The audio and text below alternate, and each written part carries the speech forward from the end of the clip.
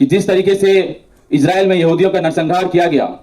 जिस तरीके से जर्मनी में यहूदियों का नरसंहार किया गया हिटलर के द्वारा, हिंदुस्तान को भी उससे सबक लेना चाहिए। कहते हैं कि हिंदुस्तान को इस चीज से सबक लेना चाहिए कि जिस तरीके से जर्मनी में अलग अलग धर्म संप्रदाय के लोग एक साथ नहीं रह सकते हैं, हिंदुस्तान को भी उससे सबक लेना चाहिए। स्वाधीनता आंदोलन ने यही दिखाया कि हिंदुस्तान है और यहाँ पे अलग अलग धर्म के लोग, अलग अलग संप्रदाय के लोग, अलग अलग बोली भाषा के लोग एक साथ रहेंगे और इस हिंदुस्तान की तकदीर को एक साथ बना करके लिखेंगे। इसमें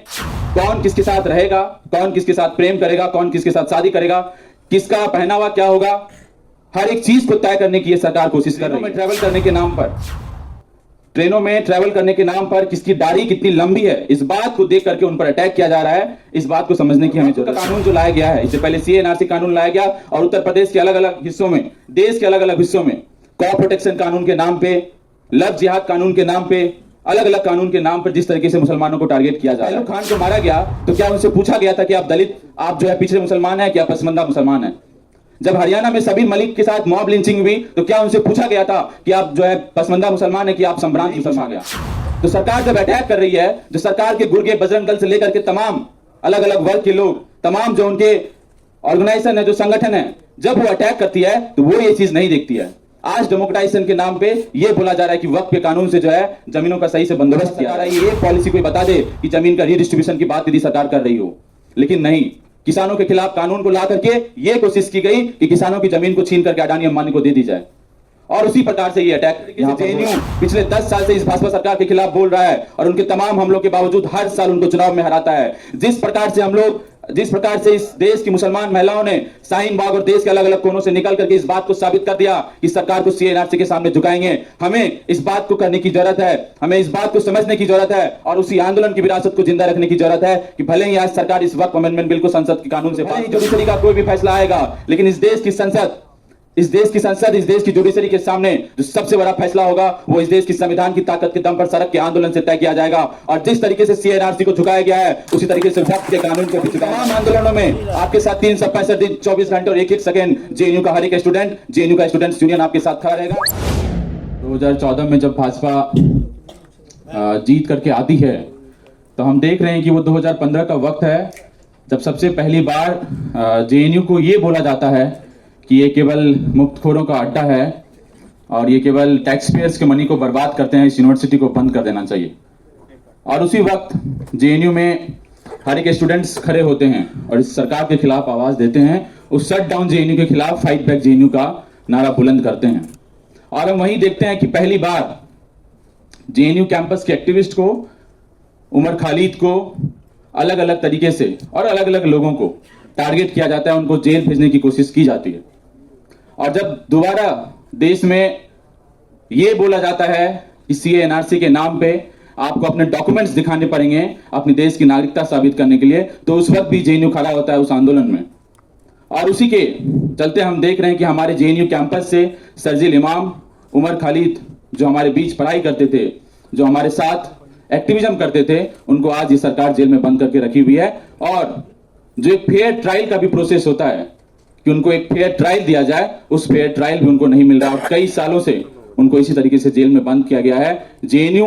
हमेशा इस चीज के खिलाफ बोला है और आज उसी पिछले 10 सालों से अलग अलग तरीके से इस देश की स्वाधीनता आंदोलन को जब हम देखेंगे, इस देश के इंडिपेंडेंस मूवमेंट को जब हम देखेंगे, तो हर धर्म के लोग, हर संप्रदाय के लोग, हर बोली भाषा के लोग एक साथ मिलकर के देश में यहाँ पे अंग्रेजों को भगाने का काम किए। लेकिन वही आरएसएस जो आज यहाँ पे रूल कर रही है, उनके आका कौन थे? उनके आका गोलवलकर थे, जो लिखते हैं किताबों में कि हिंदुस्तान को भी सबक लेना चाहिए कि जिस तरीके से इजराइल में यहूदियों का नरसंहार किया गया, जिस तरीके से जर्मनी में यहूदियों का नरसंहार किया गया हिटलर के द्वारा, हिंदुस्तान को भी उससे सबक लेना चाहिए। वो ये भी कहते हैं कि हिंदुस्तान को इस चीज से सबक लेना चाहिए कि जिस तरीके से जर्मनी में अलग अलग धर्म संप्रदाय के लोग एक साथ नहीं रह सकते हैं, हिंदुस्तान को भी उससे सबक लेना चाहिए। लेकिन हिंदुस्तान के आंदोलन ने, हिंदुस्तान के स्वाधीनता आंदोलन ने यही दिखाया कि हिंदुस्तान है और यहाँ पे अलग अलग धर्म के लोग, अलग अलग संप्रदाय के लोग, अलग अलग बोली भाषा के लोग एक साथ रहेंगे और इस हिंदुस्तान की तकदीर को एक साथ बना करके लिखेंगे। लेकिन वही हो रहा है। जैसा कि इससे पहले हमारे जो वक्ता आए उन्होंने इस बात को रखा, जब जेएनयू में भी अटैक शुरू हुआ था तो सबसे पहले 5 जन में आया था कि जेएनयू ये है, जेएनयू मुफ्तखोर का अड्डा है और उसके बाद जेएनयू को टारगेट करने की कोशिश अलग अलग तरीके से चली, और वही हो रहा है। देश में कौन किसके साथ रहेगा, कौन किसके साथ प्रेम करेगा, कौन किसके साथ शादी करेगा, किसका पहनावा क्या होगा, हर एक चीज को तय करने की यह सरकार कोशिश कर रही है। और उसमें जो लगातार एक अटैक देश के सबसे बड़े माइनॉरिटी कम्युनिटी मुसलमान पर हो रहा है, वो हम सबके बीच में दिख रहा है। ट्रेनों में ट्रैवल करने के नाम पर किसकी दाढ़ी कितनी लंबी है, इस बात को देख करके उन पर अटैक किया जा रहा है। इस बात को समझने की हमें जरूरत है। और वक्फ का कानून जो लाया गया है, इससे पहले सीएनआरसी कानून लाया गया, और उत्तर प्रदेश के अलग अलग हिस्सों में, देश के अलग अलग हिस्सों में कॉ प्रोटेक्शन कानून के नाम पे, लव जिहाद कानून के नाम पे, अलग अलग कानून के नाम पर जिस तरीके से मुसलमानों को टारगेट किया जा रहा है, उसके सामने हमारे पास उदाहरण क्या है? हम इसको रजिस्ट कैसे कर सकते हैं? हम इसके खिलाफ आवाज कैसे बुलंद कर सकते हैं? और ये जब हम टारगेट को देखते हैं, जब हम देख रहे हैं कि किस प्रकार से किया जा रहा है, तो वही लगातार एक दिखाने की कोशिश की जा रही है कि यदि इस देश में हिंदुओं के साथ कुछ हो रहा है तो उसके जो सबसे बड़े कारण है वो मुसलमान है। और ये कोई पहली बार नहीं हो रहा है। जब देश के स्वाधीनता आंदोलन चल रहा था, हम देख रहे हैं कि 1920 का दशक है, जब पहली बार हिंदू मुस्लिम एकता की बात हो रही है, और हिंदू समाज में जो दलित समाज के लोग हैं, जो पिछड़े समाज के लोग हैं, वो पहली बार बोल रहे हैं कि देश की संसाधनों पर जिनका कब्जा है, हम उसके खिलाफ बोलेंगे। तो उस हिंदू समाज के एक संभ्रांत वर्ग, हिंदू समाज के जो उच्च वर्ग है, उनको लगा कि अब तो हमारे संसाधनों पर एक बड़ा अटैक होगा, तो उनके सामने एक वर्ग खड़ा कर दिया गया, और वो वर्ग था मुसलमान वर्ग, कि आपके सारे संसाधनों, आपकी सारी समस्याओं का जड़ कोई है तो वो मुसलमान वर्ग है। लेकिन देश के स्वाधीनता आंदोलन ने जिस तरीके से दिखाया, देश में आजादी होने के बाद भी अलग अलग तरीके से इस समाज के हर एक वर्ग ने उस आंदोलन को, विरासत को जिंदा रखा, और हमेशा उस सरकार को बताया जो इस देश में अलग अलग तरीके से लोगों को बांटने की कोशिश किए। और वक्फ के कानून को यही ला करके हमारे सामने डाला जा रहा है। बोला जा रहा है कि इससे डेमोक्रेटाइजेशन होगा, इससे महिलाओं को रिप्रेजेंटेशन मिलेगा, इससे ये रिप्रेजेंटेशन मिलेगा कि जो मुसलमान समाज में दलित और पसमानदा समाज के लोग हैं उनको अधिकार मिलेगा। तो बहुत बेसिक सवाल पूछा जाना चाहिए कि जब पहलू खान को मारा गया तो क्या उनसे पूछा गया था कि आप दलित, आप जो है पिछड़े मुसलमान हैं कि आप पसमानदा मुसलमान हैं? जब हरियाणा में सबीर मलिक के साथ मॉब लिंचिंग हुई तो क्या उनसे पूछा गया था कि आप जो है पसमानदा मुसलमान है कि आप संभ्रांत मुसलमान हैं? नहीं पूछा गया। तो सरकार जब अटैक कर रही है, जो सरकार के गुर्गे बजरंग दल से लेकर के तमाम अलग अलग वर्ग के लोग, तमाम जो उनके ऑर्गेनाइजेशन है, जो संगठन है, जब वो अटैक करती है तो वो ये चीज नहीं देखती है। आज डेमोक्रेटाइजेशन के नाम पे ये बोला जा रहा है कि वक्फ के कानून से जो है जमीनों का सही से बंदोबस्त किया जाएगा। जब उनको ये बहुत समझ में आ रहा है कि जमीनें लोगों में बंटनी चाहिए या जमीन का सही से बंदोबस्त होना चाहिए, तब जब जमींदारी एबोलिशन एक्ट जब 1950 में लाया गया तो अलग अलग तरीके से इसी बात को सरकार ने इंश्योर किया। उसी बात से तमाम संभ्रांत वर्ग ने कैपिटलिज्म के साथ मिलकर के इस बात को इंश्योर किया कि जमीनें जमींदारों के हाथ से निकल करके गरीबों के हाथ में नहीं जाए।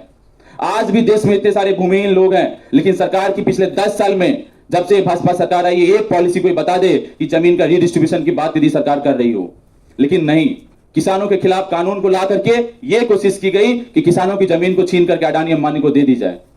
और उसी प्रकार से ये अटैक यहां पर हो रहा है। लेकिन इसके साथ वक्फ अमेंडमेंट बिल में जो सबसे अहम मुद्दा जुड़ जाता है वो ये जुड़ जाता है कि एक समाज के लोगों का, एक मुसलमान समाज के लोगों का तमाम तरीके से उनको पिछड़ेपन की ओर धकेलना, उनको दोहरी नागरिकता की ओर धकेलने का काम यहां पर सरकार कर रही है।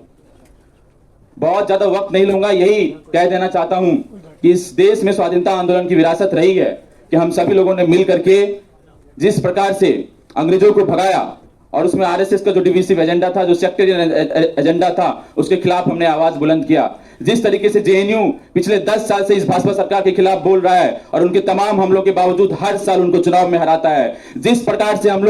जिस प्रकार से इस देश की मुसलमान महिलाओं ने शाहीन बाग और देश के अलग अलग कोनों से निकल करके इस बात को साबित कर दिया कि सरकार को सीएनआरसी के सामने झुकाएंगे। हमें इस बात को करने की जरूरत है, हमें इस बात को समझने की जरूरत है, और उसी आंदोलन की विरासत को जिंदा रखने की जरूरत है कि भले ही आज सरकार इस वक्त अमेंडमेंट बिल को संसद के कानून से पास कर दे या सुप्रीम कोर्ट की भी हम बात कर रहे हैं, लेकिन हमें पता है कि जुडिशरी का नेचर क्या है। जब जुडिशरी के भी नेचर को हम समझ रहे हैं तो उसमें भी हमें समझना पड़ेगा कि वो भी सरकार के सामने कितना ही आजकल बोल पा रही है। तो भले ही जुडिशरी का कोई भी फैसला आएगा, लेकिन इस देश की संसद,